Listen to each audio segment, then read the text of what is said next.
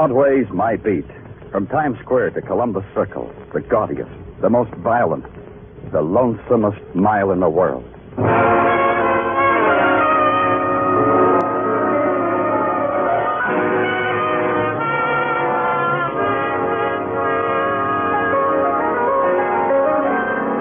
Broadway's My Beat, with Larry Thor as Detective Danny Clover.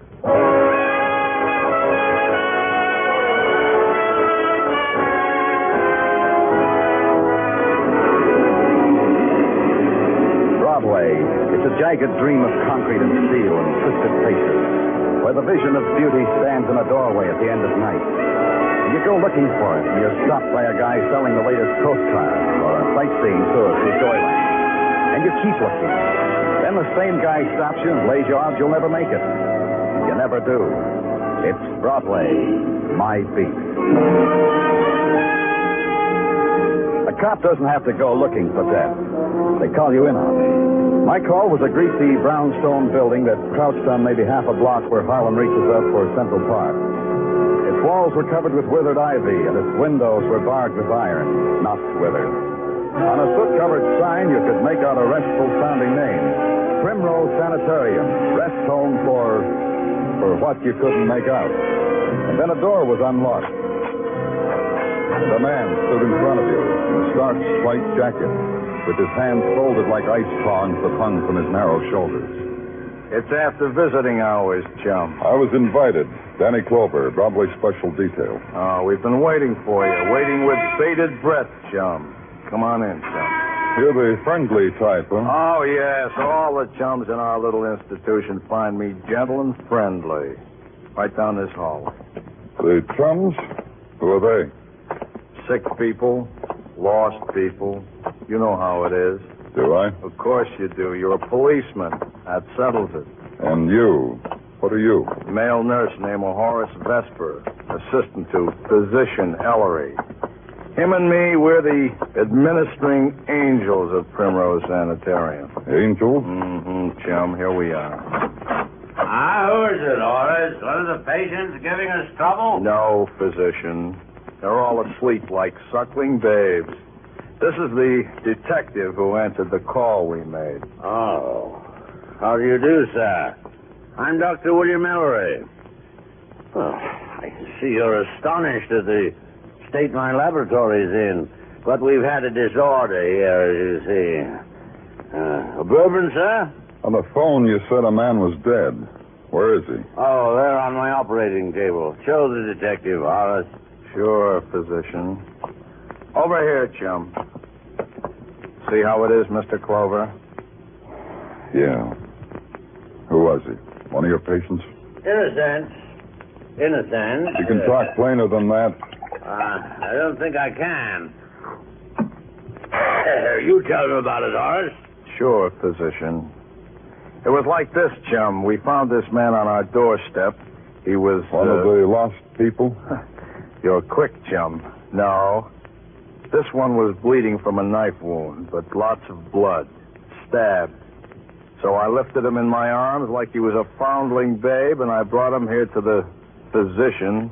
We gave him a transfusion. Yeah, the only thing I could do. He'd lost too much blood already. He was dying. I haven't practiced surgery for many years, Mr. Clover, but I think my old professors would have been proud of me. Who was he? That's your problem, chum. There was no identification on him. Not a thing. This one was one of the anonymous chums. And so the tedious routine of why an anonymous man died began. And it's easy to be anonymous in New York. All you have to do is like cheesecake, shove on subways, stare on windy street corners, and wish you were in Miami. You're one of the crowd, worth $2 a day to the BMT. Nobody bothers about you. But if you want someone to bother about you, there's another way. You can be found dead. Then you're an important guy. New York demands to know who you are, and you become the star attraction the next morning in the morgue. Me? I represent the police department, and I'm your custodian. I exhibit you. I'm afraid to look, Lieutenant. You'll have to, ma'am. Okay, Detective. Yeah, Danny. Well, ma'am? Poor man. Your father? No, he's not my father. Thank you. Will you tell the next lady to come in? Yes, of course. You know, Danny, a policeman's got to protect life and property, but... This man is property, Tartaglia. Somebody's. Yeah, I know. But they didn't mention this detail when I took my civil service exam. Danny, 20 years, and I'm not used to it yet. That makes you different. What did you find on Dr. Ellery? Well, so far, legitimate. License, everything. Oh, another one, Danny. Yeah. This way, ma'am. I'm Mrs. Bullock. This is Eugene Bullock. I just thought... Tartaglia. Yeah. I just thought... Well, he didn't come home. Mr. Bullock didn't for a whole night. He's never done that before. Never. Tartaglia, water.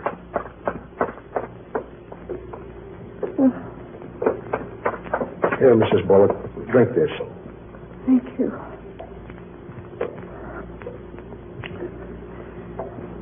Since today is our 25th anniversary, I thought... Well, I knew Mr. Bullock wouldn't want to miss that. This was our first trip to New York, you see. Mr. Bullock hadn't been out of Iowa before. You don't have to tell me now. Yesterday he left the hotel. Mr. Bullock had an appointment at 7. I've always liked pearls, and he was going to get the necklace. Surprise? I didn't let on that I knew about it. The appointment? With whom? He had the money with him, and he was going to see Mr. Branch. Mr. Eben Branch. Eben Branch. Got that, Tartaglia? Yeah.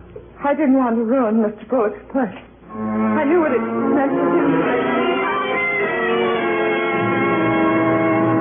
There wasn't much more she had to tell us after that. Then she asked to be left alone with her husband. I planted Tartaglia in the shadows and got out of there.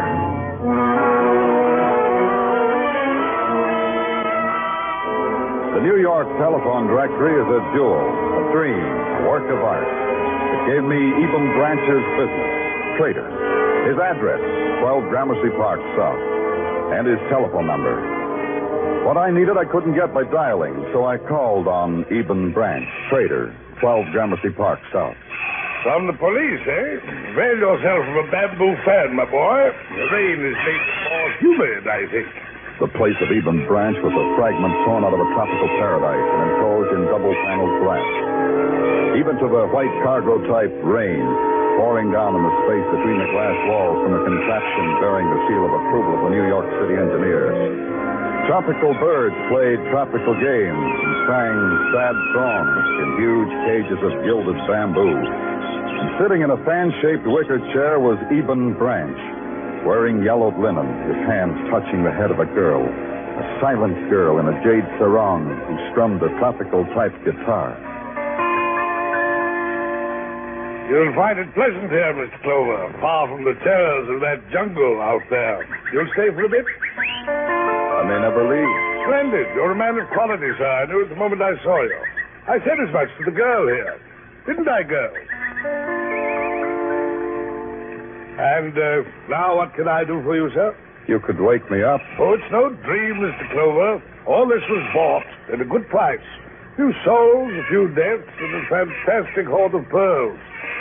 The South Seas, a veritable paradise, boy, veritable. Wouldn't it have been simpler to leave paradise where it belonged? I only asked because I wouldn't know. You mean go back? Uh-huh. Impossible. Oh? Of course, impossible.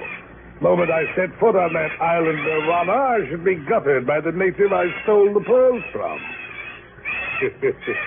Didn't concern you, Mr. Clover. That was 30 years ago, not your domain. What concerns me is a man named Eugene Bullock. Eugene Bullock. Do you know where he is? I asked you first. Well, the simpleton had an appointment with me last night at midnight. Midnight? His wife said he was to meet you at 7. Men lie to their wives. As I say, Miss Clover, midnight is the hour at which I find myself most amenable to the conduct of business. Till then, I have other matters. In the phone book, it says you're a trader. Is that a business? Trader? The word I used to make me glamorous and unreal. Term I insert my advertising matter to attract suckers. I sell pearls, Mr. Clover, for cash. I see. Only cash. Mr. Bullock wanted pearls. I was prepared to sell him $5,000 worth. Did you? That's the tragedy, Mr. Clover. Simpleton never showed up. I need $5,000 desperately. Paradise comes high, Mr. Clover. And so, as the sun sank slowly in the west, I bade a fond farewell to the land of palmettos and jasmine and exiled beach boys. If what Branch had told me was true, the pattern of Mr. Bullock's life needed completing. His last 5 hours of living. What happened to Mr. Bullock last night between 7 and midnight? People had died during those hours, but why Mr. Bullock? And there's an extra added question. What happened to the $5,000 he had on his person? By the time I got back to headquarters, the description of Mr. Eugene Bullock had been circulated all over the area. Hey, Danny, how goes it? Oh, hello, Marty. Okay. How's the cab business? As the saying goes, What do you need? I think I got something. Look, the little guy, that Eugene Bullock. Yeah? Maybe he was in my cab last night about 7 o'clock. We had some pictures taken downstairs, Marty. Here. Look. That him? Looks calmer, but yeah, that's him. Last night he looked more excited. Like how? Like so. He gets in the cab and he says, cruise around. I cruise. Mm-hmm. Through the rear view mirror, I see he's got the same expression like a kid writing with chalk on a wall, you know? So I asked the question and he says, yeah. Where'd you take him? Oh, first to the village and a spot I know in Chinatown, places like that. Nothing suits this guy, nothing. Then we hit a dime at dance dive up 105th Street. This he goes wild about. He loves it. He pays me and he leaves. Is that what you want, then?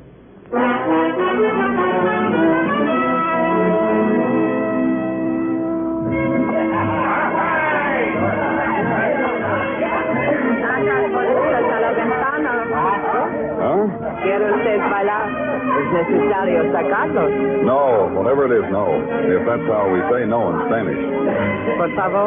Look, who's around here? I can tell I'm from the police. Adiós, señor. Adiós. Hey, wait a minute. Wait a minute. What frightened you about the word police, senorita? Get away. Get away from me. Oh, now it's in English, huh? You learn fast. Let's go, senorita. Let's go where we can talk without background music. Trouble with this gyro. Take off, we're chatting. We're having an intimate type conversation. I am intruding. Sanchez. Intruding's the word. Beat it. We do something about your mouth. You tried, friend. You really did.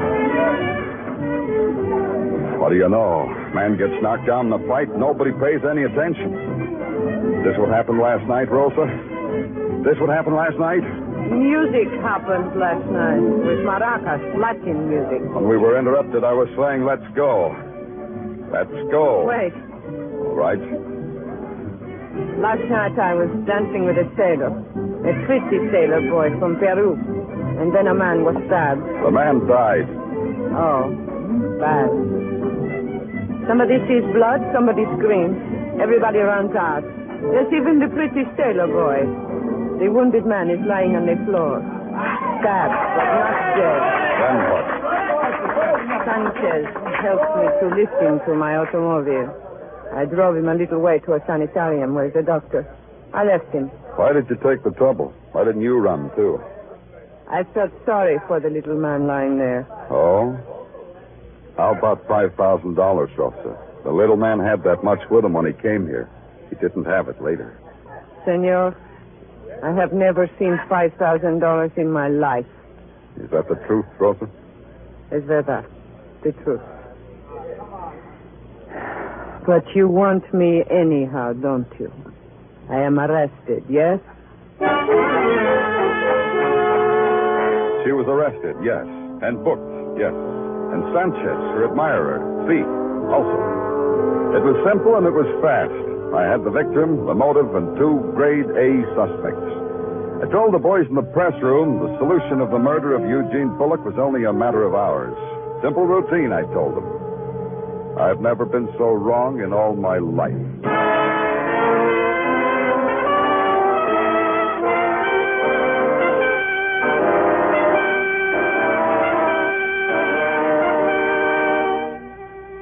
listening to Broadway's My Beat, starring Larry Thor as Detective Danny Clover.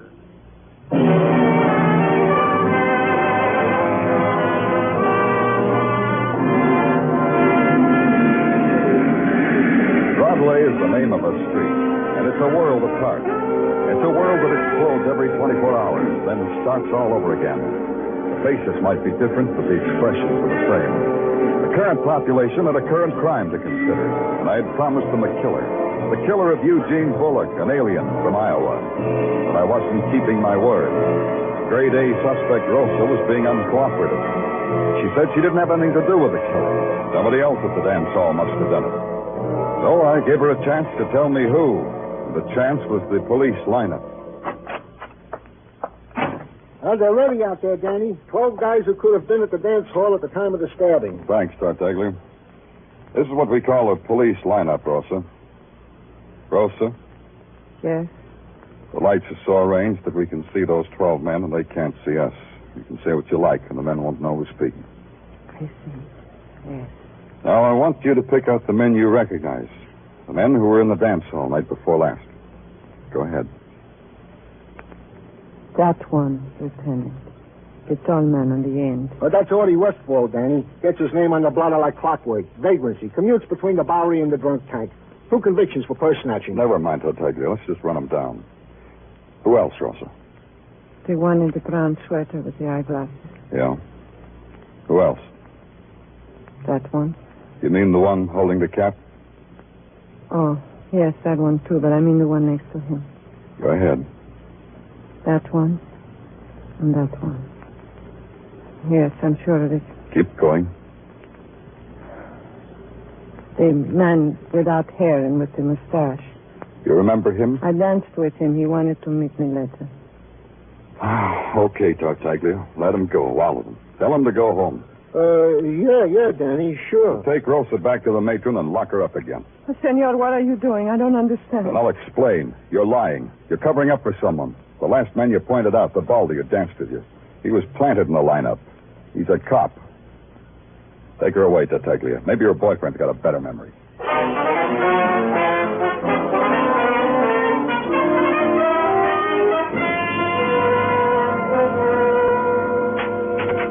Thanks, officer. I'll call you when I'm through.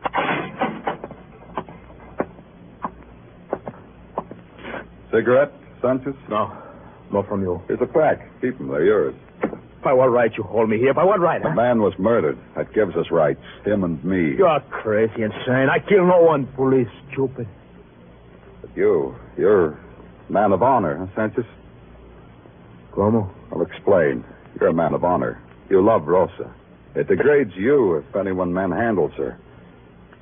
I will kill him. That's what I say. You killed Eugene Bullock because he made passes at Rosa. Between a wish and the act, police, there is great space. You stabbed him, and then you got a bonus. A $5,000 bonus. And that healed your wounded honor. You are only trying, police. I know guys like that, always trying.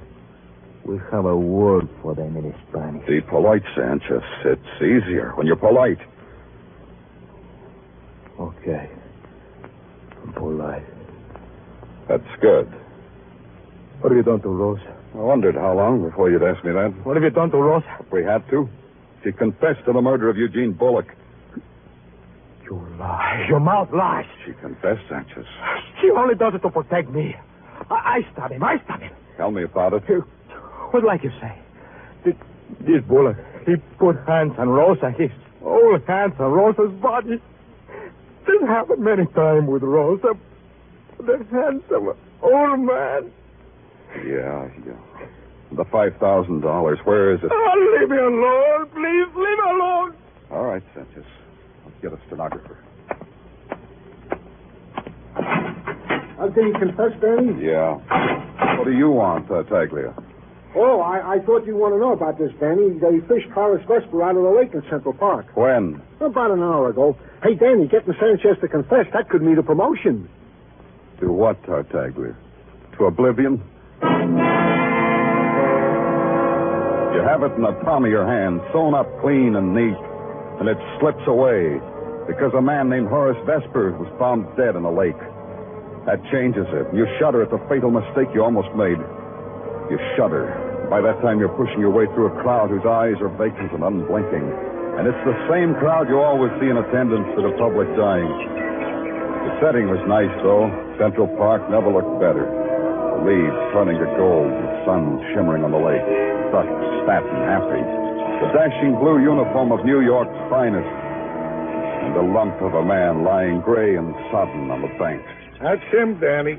Some kid in a rowboat saw him down in the water. That's how we happened to... No marks of violence on him. No, Danny. This guy must have been one of them health addicts. He goes in the water without no shirt on. I figured the guy goes in for a dip because, like I say, with him, health is a thing. And the shock of the cold water surprises him and stops his heart from beating. That's how you figured it. Yeah. Adds up, don't it? I'm thrilled. Here is the deceased effects, Danny. Driver's license made out the Horace Vesper Primrose Sanitarium, Blue Shield medical card, a wallet with no dough, but plenty pictures of his Navy buddies. So how do you figure buddies? Yeah, this was a bit of detective work, Danny. See this watch fob? Yeah, but tell me about it anyway. It's a cleverly contrived watch fob, contrived from one of Horace Vesper's Navy dog tags. That's how I figure the guys are the pictures of his buddies. Let's see it. Sure, Danny, here. Cleverly contrived, huh? With my dog tags, I did something different. Well, Danny, you figure it like I figure it? No, I don't figure it like you figure. How you figure? I figure like murder. Huh? Yeah, huh. Only I got like to prove it.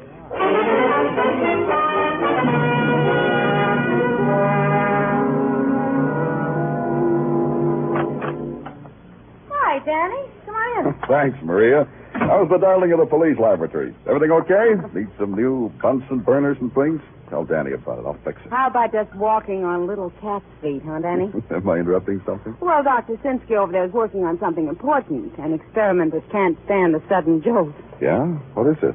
It's lunch. Cheese soup white. Oh. Well, then just tell me what your brains and equipment turned up on Horace Vesper, and I'll tiptoe out of here. Well, we ran a marsh test. Uh-huh. In outline, Danny. No signs of poison. A sedative, yes, but a mild one, nothing lethal. Was he drowned? Not that either, Danny. No trace of water in the pleura. Sorry, in the lungs. He didn't drown. Oh, I didn't think he did. What else, Maria? Well, there are 2 punctures, one on each arm, made by a large type needle. The type they use for transfusions, I'd say. Yeah. What else? Look in the microscope, Danny. The one right there. Yeah. You see what I mean? Not exactly. All I see is somebody looking back at me. That's your eyeball, Danny. Adjust it. Here, let me. No, I'm winking at myself. I'll tell you about it. And you won't believe it. I'll believe it. Tell me. Horace Vesper's Navy dog tag has made a liar out of science. Get off the dime, Maria. What are you trying to say? It's obvious what I'm trying to say. Horace's dog tag says he had type A blood. The microscope shows something else. Like what? In the specimen I've examined of his blood, there are too many clots. Both A and B cells have agglutinized. Come on. Mr. Vesper's blood has been tampered with. Now it's both type A and B. Strange, isn't it? I didn't answer, Maria, because everybody knows there'll always be a new way, a strange way to kill a man. Instead, I went back to Primrose Sanitarium.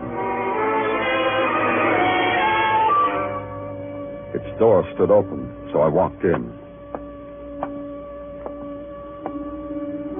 I found the hallway that led to the laboratory and felt my way along it in the darkness.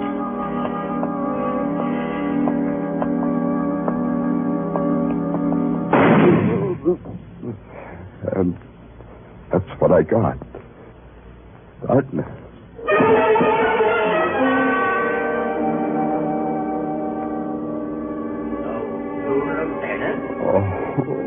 Lieutenant, I expected you would awaken so soon, Lieutenant.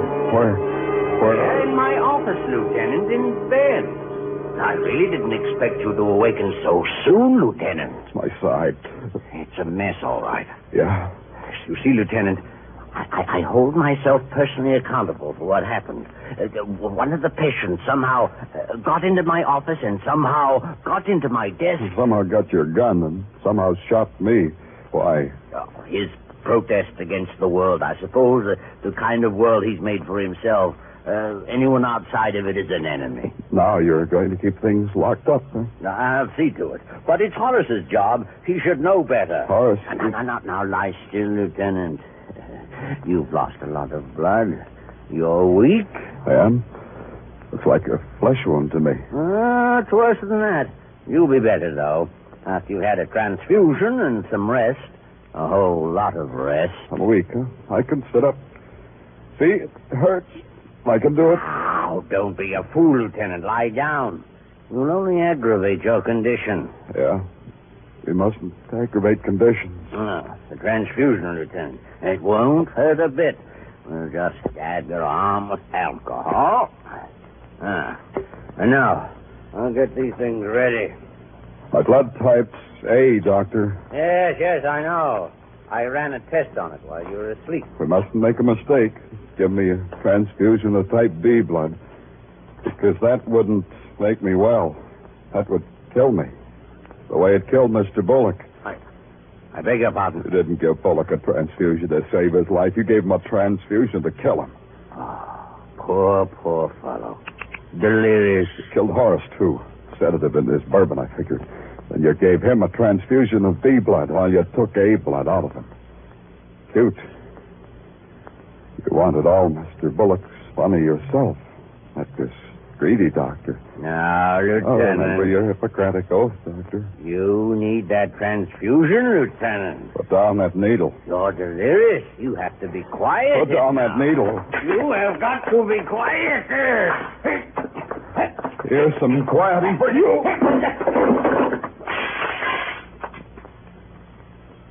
You just rest right there, Doctor.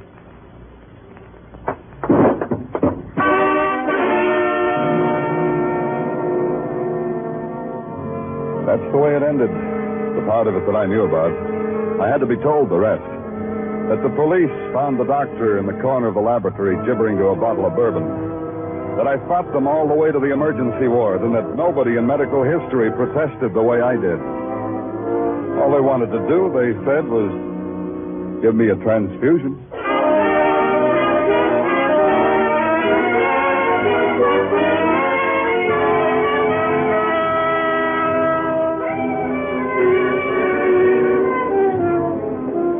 There's laughter on Broadway now. It's night. The street is tearing itself apart.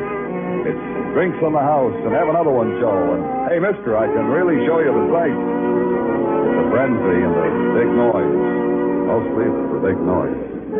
Otherwise, you'd hear the heartbreak. Because it's Broadway, the gaudiest, the most violent, the lonesomest mile in the world.